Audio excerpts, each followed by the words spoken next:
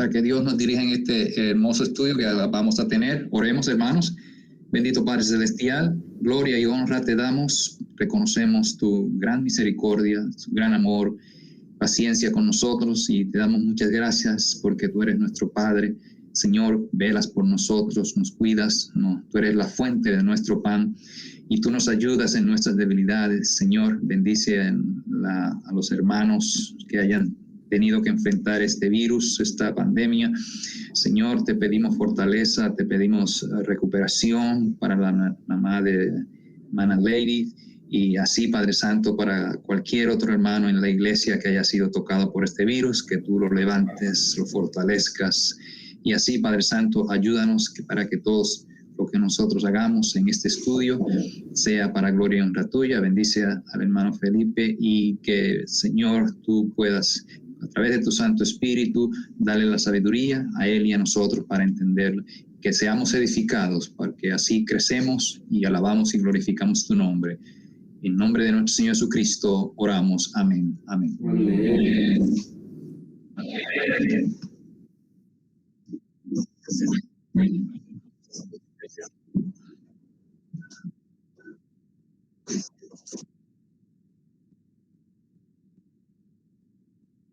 Listo, ya estaba cuadrando porque yo grabo el estudio.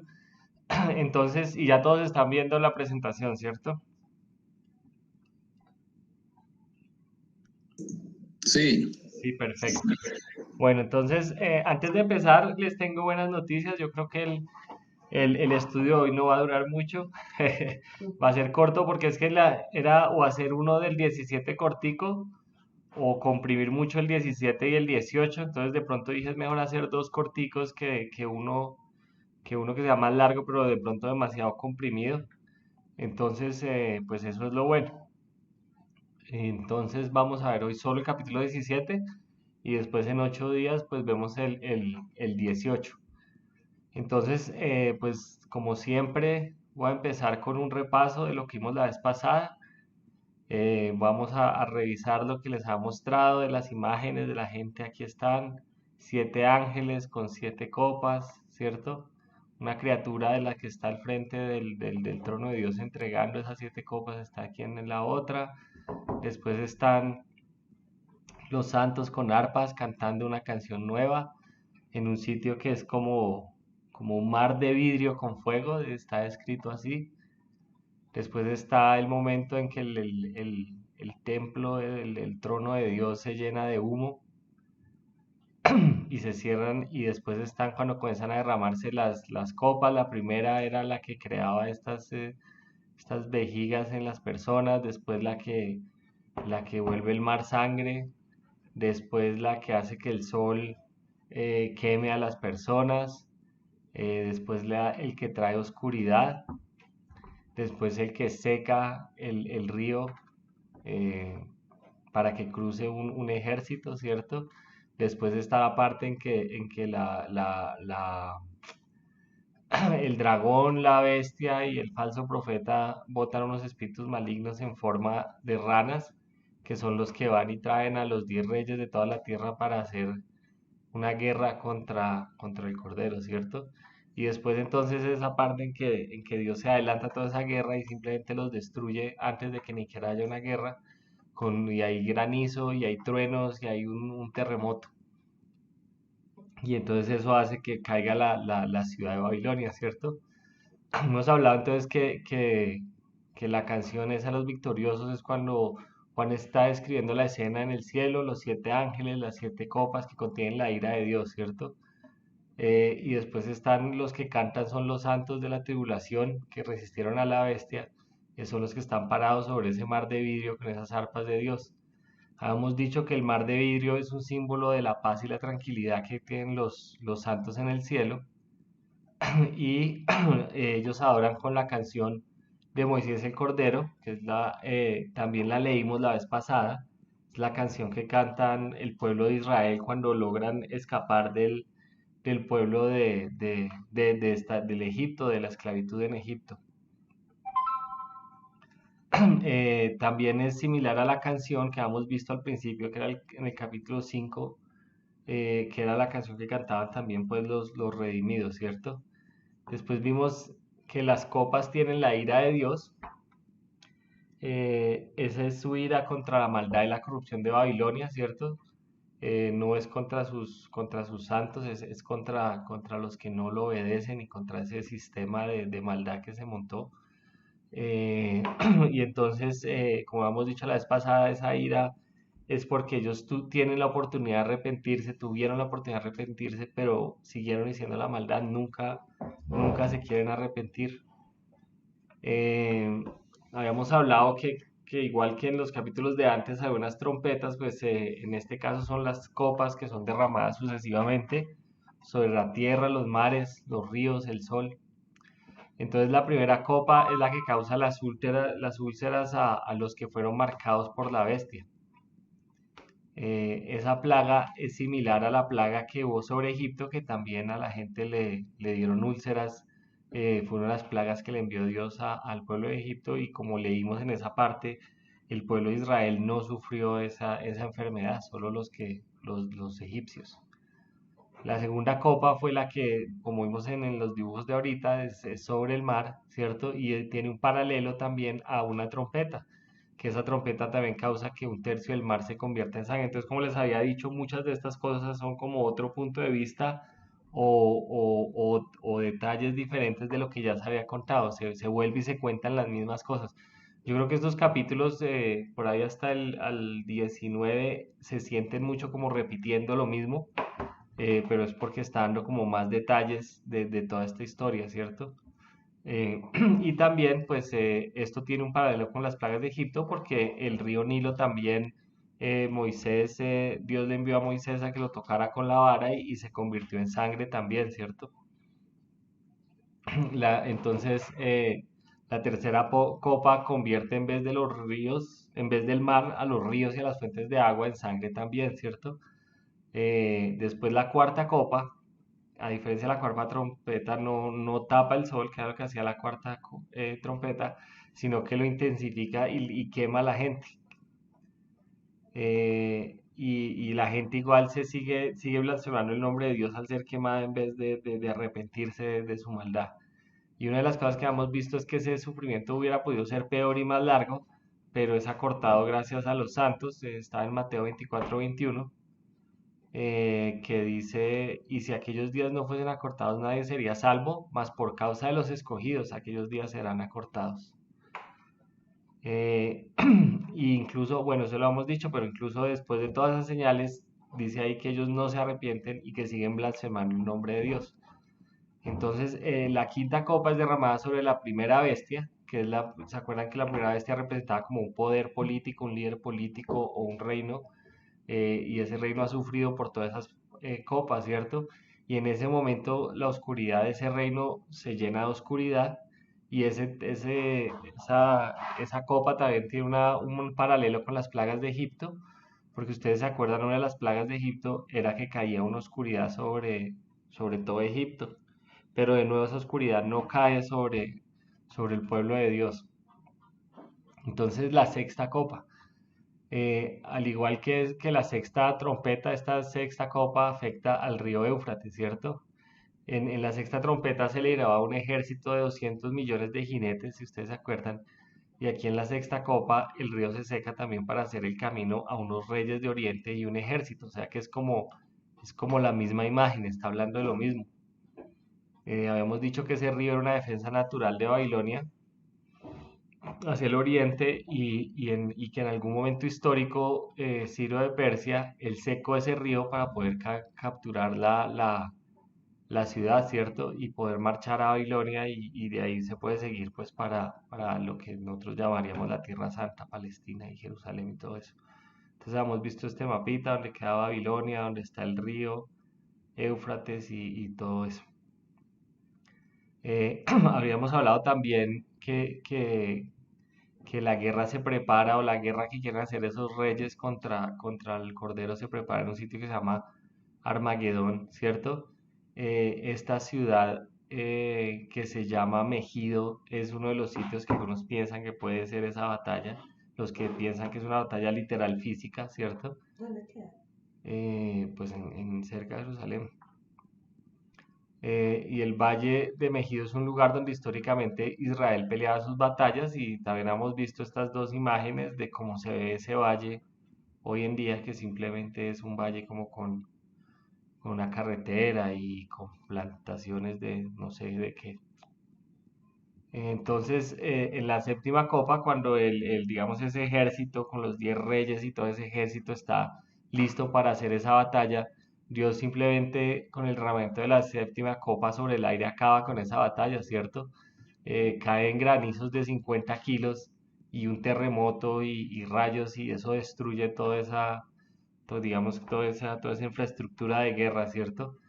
Entonces, habíamos dicho que la interpretación futurista es que todo eso va a ocurrir así como muy literalmente, como muy físicamente, como una guerra física, como un terremoto físico, como todas estas cosas, como algo específico, y literalmente va a haber granizo y todas esas cosas, ¿cierto? Y también hemos hablado de otra interpretación que es universal, que ve todas esas imágenes como una representación de algo espiritual que está pasando todo el tiempo entre la iglesia, entre los corazones de la gente que está en la iglesia, y la influencia externa del mundo y la influencia de Satanás, y que esa guerra es una guerra espiritual que se está batallando por los corazones de los hombres, ¿no? Entonces habíamos dicho pues que podía ser ambas, una o la otra, las interpretaciones de esa parte. Entonces ahora sí, con esa puesta al día, podemos seguir al capítulo 17, que voy a leer el capítulo 17. Apocalipsis 17 dice así. Bequita, shh. Vino entonces uno de los 7 ángeles que tenía las 7 copas y habló conmigo, diciéndome: ven acá y te mostraré la sentencia contra la gran ramera, la que está sentada sobre muchas aguas, con la cual han fornicado los reyes de la tierra, y los moradores de la tierra se han embriagado con el vino de su fornicación. Y me llevó en el espíritu al desierto, y vi una mujer sentada sobre una bestia escarlata, llena de nombres de blasfemia, que tenía 7 cabezas y 10 cuernos. Y la mujer estaba vestida de púrpura y escarlata, y adornada de oro, de piedras preciosas y de perlas. Y tenía en la mano un cáliz de oro lleno de abominaciones y de la inmundicia de su fornicación. Y en su frente un nombre escrito, un misterio: Babilonia la Grande, la madre de las rameras y de las abominaciones de la tierra. Vi a la mujer ebria de la sangre de los santos y de la sangre de los mártires de Jesús, y cuando la vi quedé asombrado con gran asombro. Y el ángel me dijo: ¿por qué te asombras? Yo te diré el misterio de la mujer y de la bestia que la trae, la cual tiene las 7 cabezas y los 10 cuernos. La bestia que has visto era y no es, y está para subir del abismo e ir a perdición. Y los moradores de la tierra, aquellos cuyos nombres no están escritos desde la fundación del mundo en el libro de la vida, se asombrarán viendo la bestia que era y no es y será. Esto para la mente que tenga sabiduría. Las 7 cabezas son 7 montes, sobre los cuales se sienta la mujer. Y son 7 reyes, 5 de ellos han caído, uno es y el otro aún no ha venido. Y cuando venga es necesario que dure breve tiempo. La bestia que era y no es también el octavo, y es de entre los 7 y va a la perdición. Y los 10 cuernos que has visto son 10 reyes que aún no han recibido reino, pero por una hora recibirán autoridad como reyes juntamente con la bestia. Estos tienen un mismo propósito y entregarán su poder y su autoridad a la bestia.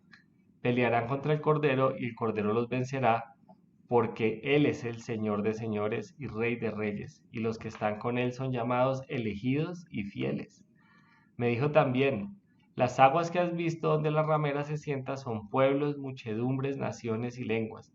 Y los 10 cuernos que viste en la bestia, estos aborrecerán a la ramera y la dejarán desolada y desnuda, y devorarán sus carnes y la quemarán con fuego.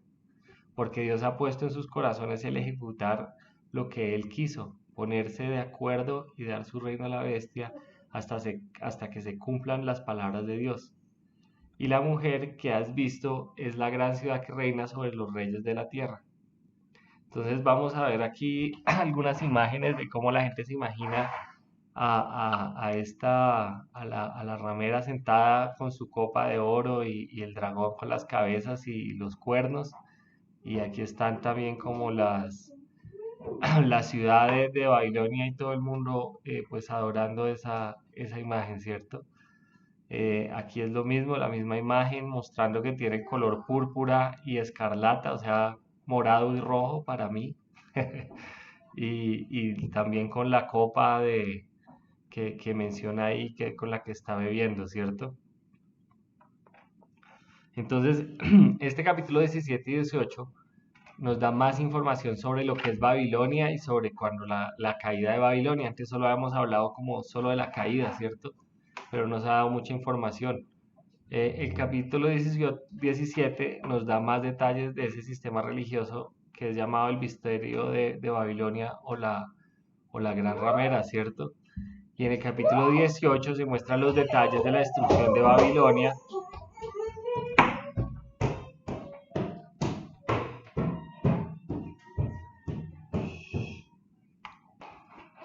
Se muestran los detalles de la destrucción de Babilonia la Grande, que representa el poder político. Entonces, cada uno de esos sistemas que hemos visto tenía un líder que uno era la primera bestia y la segunda bestia era el líder religioso. La gran ramera entonces representa el sistema religioso ecuménico que se desarrolla durante esa tribulación y es liderado por ese falso profeta que recibe su poder de Satanás. Como habíamos visto antes, decía que las bestias reciben su poder del dragón y el dragón era Satanás. Entonces ahí dice que el nombre es Babilonia la Grande, la madre de las rameras y de las abominaciones de la tierra. Eso pues nos da la idea de que Babilonia es una representación pues de todo ese concepto, ese poder o ese sistema que está organizado para hacer que las personas sean engañadas y llevadas lejos de Dios. Las muchas aguas que dice ahí dice que está sobre la bestia y que vienen como muchas aguas, representan como la gente de todo el mundo que van hacia ella porque están siendo engañadas, ¿cierto? Y también la copa esa que tiene ella representa, bueno, perdón, y esas aguas también representan el adulterio espiritual, o sea, esas personas que se les pide que adoren al anticristo como si fuera Cristo, ¿cierto? Dice que la ramera está sentada sobre la bestia o sobre el dragón que representa al demonio, ¿cierto? Que tiene 7 cabezas y 10 cuernos y está cubierta de nombres blasfemos, ¿cierto? Entonces lo de los 7 cabezas y los 10 cuernos lo vemos más adelante. Una de las cosas que dice es que la ramera está vestida de púrpura y rojo y tiene finas joyas, que dice que es el pago que recibió por su prostitución. Entonces, esos colores y esas finas joyas también nos representan a nosotros o sea, esos colores rojo y púrpura eran en la antigüedad los colores que solo podían usar los nobles. Tener tintes era caro en ese tiempo.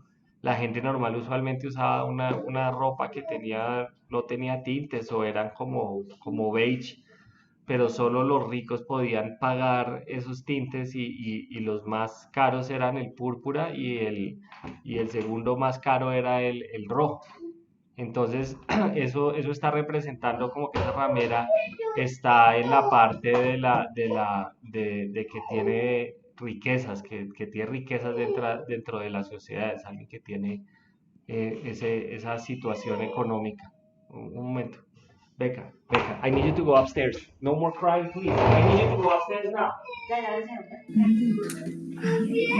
También yo iba a decir Octavio, que el color púrpura y rojo lo usaban los sacerdotes, ¿no? Los judíos, los sacerdotes.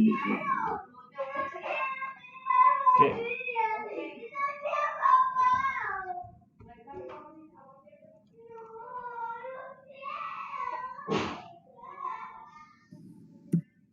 Esa niña está maleducada. Dios mío, miren aquí. Estamos aquí tratando de calmar a Beca que está que llora. Entonces, seguíamos viendo que la copa que está bebiendo representa que está ebria con la sangre de los santos, o sea, que estaba, el hecho de que tenía el poder, que hemos dicho, hemos visto en otros lados, que les daba el poder pues de perseguir a los santos y de matarlos y todo eso, la hace sentir invencible. Esa es la forma en que lo muestra, siente que va a ganar, que va a poder vencer a los santos. Y eso es la imagen de estar ebria con la sangre de los santos, ¿cierto? Y pues también esa copa es en imitación de Jesús, ¿no? En Lucas 22, 17 al 22 dice, y habiendo tomado la copa dio gracias y dijo, tomad esto y repartidlo entre vosotros, porque os digo que no beberé más del fruto de la vid hasta que el reino de Dios venga. Y tomó el pan y dio gracias y lo partió y les dio diciendo, esto es mi cuerpo que por vosotros es dado, haced esto en memoria de mí. De igual manera, después que hubo cenado, tomó la copa diciendo, esta copa es el nuevo pacto en mi sangre que por vosotros se derrama.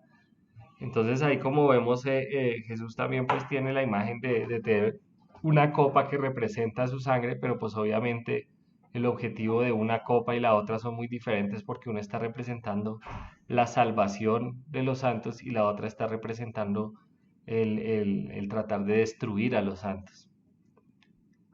Entonces, más adelante vamos a ver, y esto lo vemos como preparación a los últimos capítulos, a ver el contraste. Juan describe a otra mujer que es lo contrario a la ramera, ¿cierto?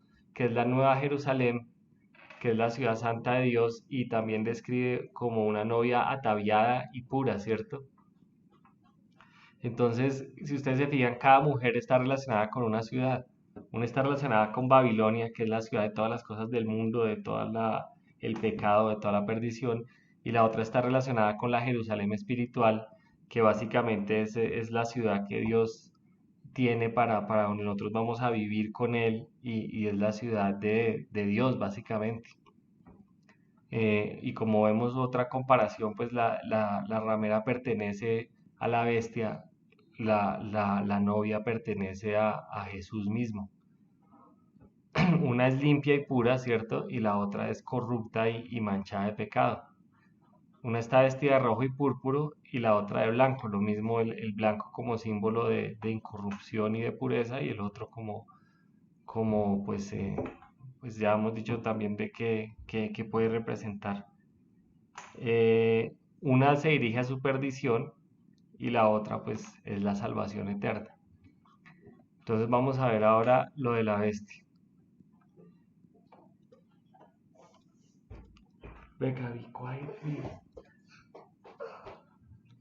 Entonces los versículos 8 a 17 nos dan información adicional sobre la bestia. Son detalles muy parecidos a los que ya hemos visto en el capítulo 13. Dice, la bestia que has visto era y no es y está para subir del abismo e ir a la perdición.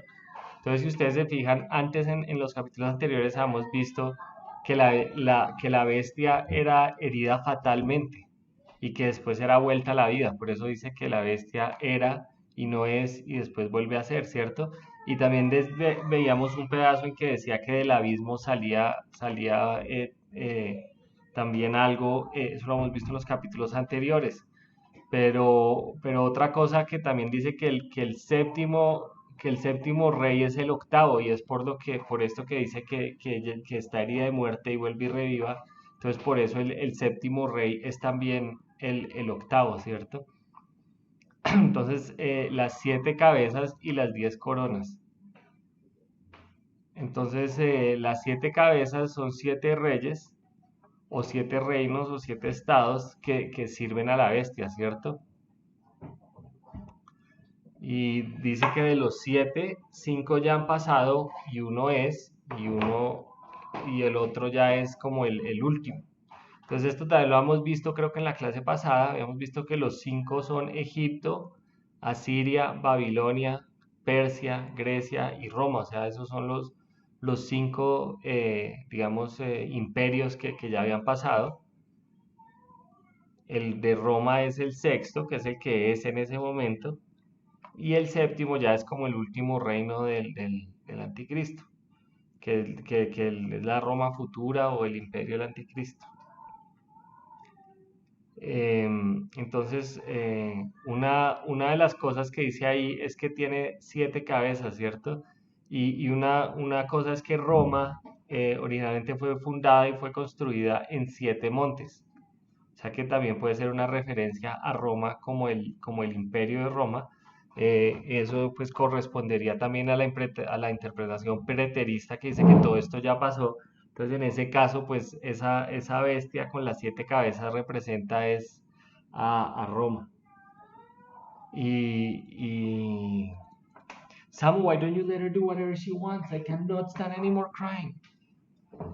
Entonces, después podemos aquí ver algunas imágenes de que Roma está así entre 7 montes. Aquí no sé si en esta imagen se alcanza a ver, pero esa basílica que se ve allá está sobre uno de esos montes que vimos aquí en la imagen anterior. Y esta parte está como en una parte más baja. Entonces, sobre la caída de Babilonia. Por lo que uno lee ahí parece que los 10 reyes y una de las bestias traicionan a la segunda bestia y pues también a la ramera, ¿cierto? Y le usurpan el poder religioso que tiene. Y vamos a ver más adelante que ese falso profeta es destruido en el capítulo 19. El sistema religioso es desmantelado y es dejado sin poder, o sea, lo que tenía encargada una de esas bestias le quita totalmente el poder y lo destruyen, ¿cierto? Y ahí es cuando entonces los reyes se preparan para tener esa guerra contra el Cordero. En el versículo 14 dice, pelearán contra el Cordero y el Cordero los vencerá porque Él es el Señor de señores y Rey de reyes, y los que están con Él son llamados y elegidos y fieles. Entonces, esa profecía se va a cumplir después en el capítulo 19-14. Y además podemos ver ya para terminar que hay otras profecías en la Biblia que muestran ese ascenso y caída de un poder apóstata, ¿cierto? Vamos a verlo en varios ejemplos.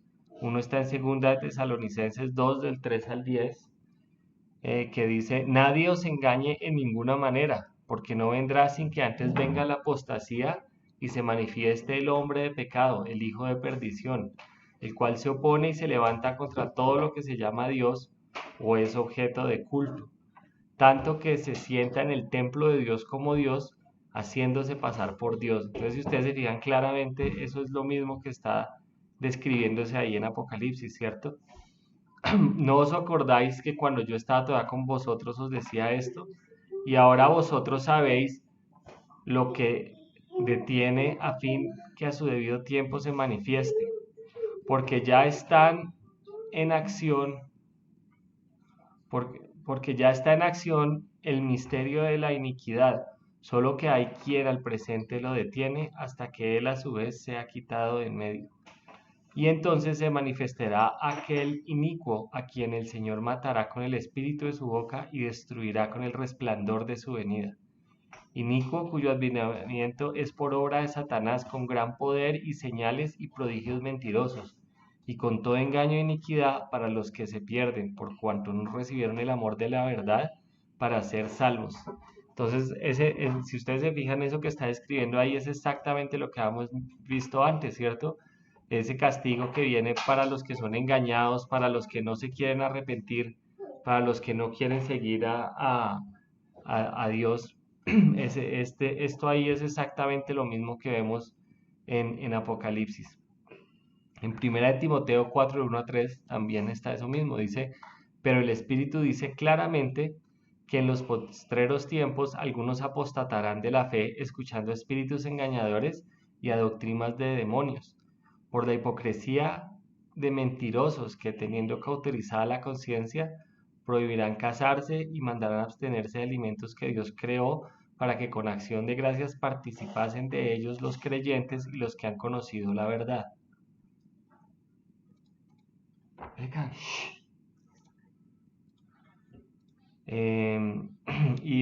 Otra más de estas profecías es la que está en 2 de Pedro, capítulo 2, del 2 al 22, dice, pero estos, hablando mal de cosas que no entienden como animales irracionales, nacidos para presa y destrucción, perecerán en su propia perdición, recibiendo el galardón de su injusticia, ya que tienen por delicia el gozar de deleites cada día. Estos son inmundicias y manchas, quienes aun mientras comen con vosotros, se recrean en sus errores. Tienen los ojos llenos de adulterio, no se sacian de pecar, seducen a las almas inconstantes, tienen el corazón habituado a la codicia y son hijos de maldición. Han dejado el camino recto y se han extraviado siguiendo el camino de Balaam, hijo de Beor, el cual amó el premio de la maldad y fue reprendido por su iniquidad, pues una muda bestia de carga, hablando con voz de hombre, refrenó la locura del profeta. Estos son fuentes sin agua y nubes empujadas por la tormenta, para los cuales la más densa oscuridad está reservada para siempre. Pues hablando palabras infladas y vanas, seducen con concupiscencias de la carne y disoluciones a los que verdaderamente habían oído de los que viven en error. Les prometen libertad y son ellos mismos esclavos de corrupción, porque el que es vencido por alguno es hecho esclavo del que lo venció. Ciertamente, si habiéndose ellos escapado de las contaminaciones del mundo por el conocimiento del Señor y Salvador Jesucristo, enredándose otra vez en ellas, son vencidos. Su postrer estado viene a ser peor que el primero, porque mejor les hubiera sido no haber conocido el camino de la justicia, que después de haberlo conocido, volverse atrás del santo mandamiento que les fue dado. Pero les ha acontecido lo del verdadero proverbio: el perro vuelve a su vómito y la puerca lavada a revolcarse en el cielo. Otra está en Judas 17-23. Judas pues solo tiene un capítulo, entonces es del 17 al 23, y dice: pero vosotros, amados, tened memoria de las palabras que antes fueron dichas por los apóstoles de nuestro Señor Jesucristo, los que os decían: en el postrer tiempo habrá burladores, que andarán según sus malvados deseos. Estos son los que causan divisiones, los sensuales, que no tienen el espíritu. Pero vosotros, amados, edificándoos sobre vuestra santísima fe, orando en el Espíritu Santo, conservados en el amor de Dios, esperando la misericordia de nuestro Señor Jesucristo para vida eterna. Algunos que dudan, convencedlos; a otros salvad arrebatándolos del fuego, y de otros tened misericordia con temor, aborreciendo aún la ropa contaminada por su sangre.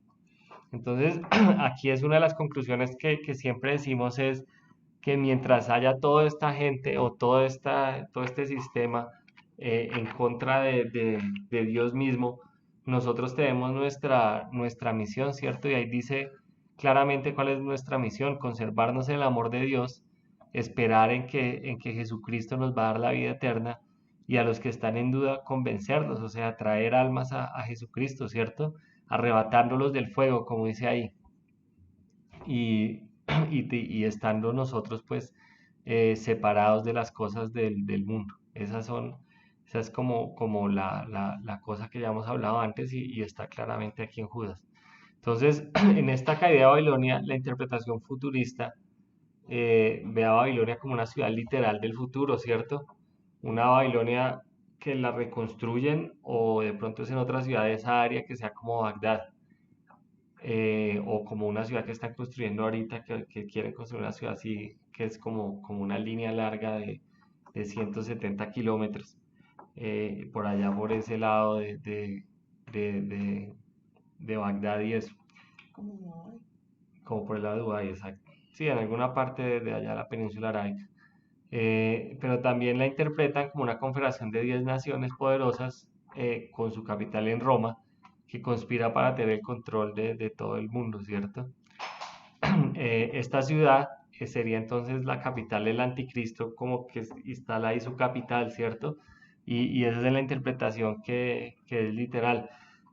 Y esas ideas tiene una cosa que yo quería decir al final como de conclusión, porque esta ya es la última cosa, y es que hace unos años todo eso podía sonar loco, ¿cierto? Hace no tantos años, hace de pronto 20 o 40 años, estas cosas sonaban totalmente descabelladas, pero hoy en día, si ustedes se fijan, tenemos el grupo que manda en el mundo. Hay una reunión de 10 países que se llama el G10, que son los que se reúnen para tomar decisiones que afectan a todo el mundo, ¿cierto? Y la economía es global. Y hoy en día tenemos una cultura a nivel mundial que se promueve por el internet, por cosas de tolerar y decir que cosas que Dios condena son buenas. Entonces, todo esto que uno ve en Apocalipsis hoy en día, o sea, de pronto antes sonaba más loco, pero uno le parece que cada vez es como más posible. No, no estoy diciendo que, o bueno, la verdad es que todos los finales tiempos son desde que Jesús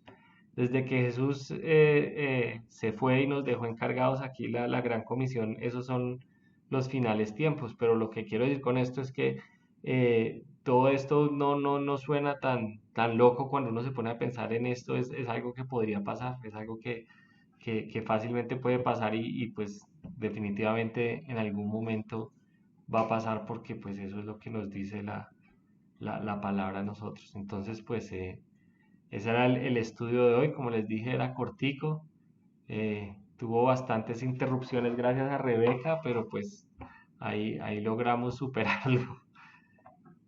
Entonces, no sé si alguien quiere hacer algún comentario.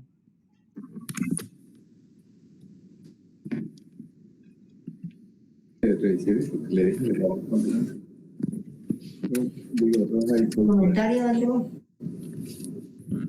No, ningún comentario. A mí siempre esos capítulos últimos del 18 y 17 son un poco, me hacen pensar. A veces pienso una cosa, después lo leo, pienso otra, así que no, la verdad el comentario depende de la semana que me pregunten.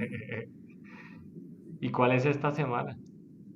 Pues esta semana ellos siempre me preguntaban, ¿verdad? Si esa guerra de Armagedón tal vez sí pasó, como muchos dicen, ¿cierto? Que fue cuando de la destrucción de Roma, Sí. o si es algo que en verdad va a pasar en el futuro y entre uno más ve como la China armándose y Rusia armándose y dice, wow, ¿será que tal vez es una cosa que va a pasar en un futuro no tan lejano? O pues no sé.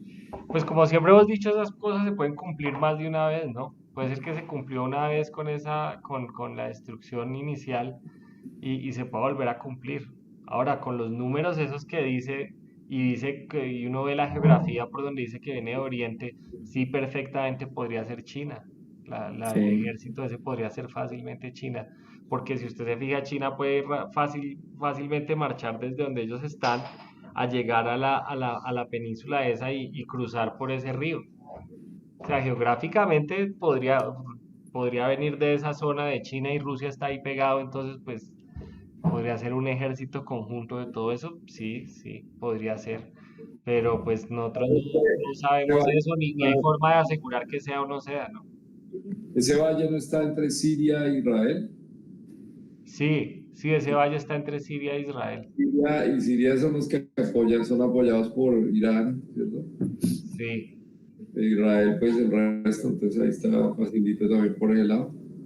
sí, sí, podría ser cualquiera de esas cosas. O también podría ser como algunos dicen que no es algo Física. físico, sino que representa, es una cosa espiritual Claro. y elige esa imagen de ese sitio porque ese era el sitio donde Jerusalén peleaba sus batallas. Entonces está hablando y eran las batallas, pues ellos eran el ejército de Dios, ¿cierto? Entonces nosotros estamos peleando esa batalla espiritual. Pueden ser ambas cosas. Y como les digo, los capítulos que vienen son un poquito repetitivos por ahí hasta el 19. Sigue siendo como el mismo tema, como otra vez esto, otra vez esto. Y ya en el 2021 ya es como la conclusión. No, porque lo Esos son los mejores, los dos últimos son los mejores. Sí. El mejor es el último, el 22.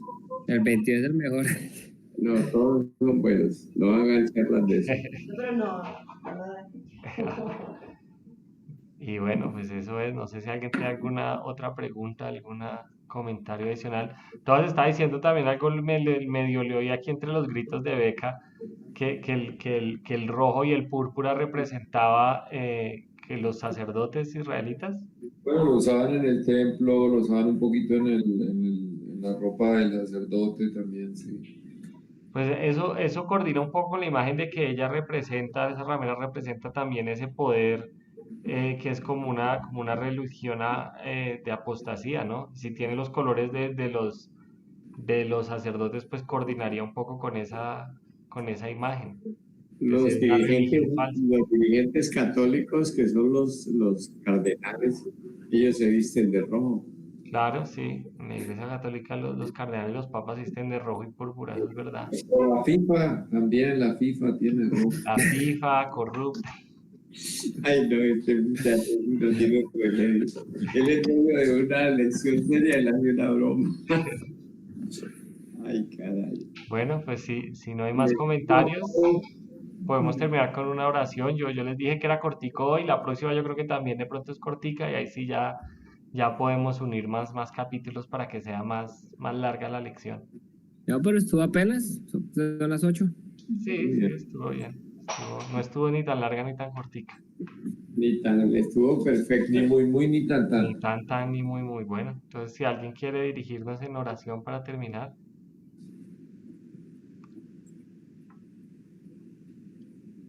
Tojas, Hágale hojas.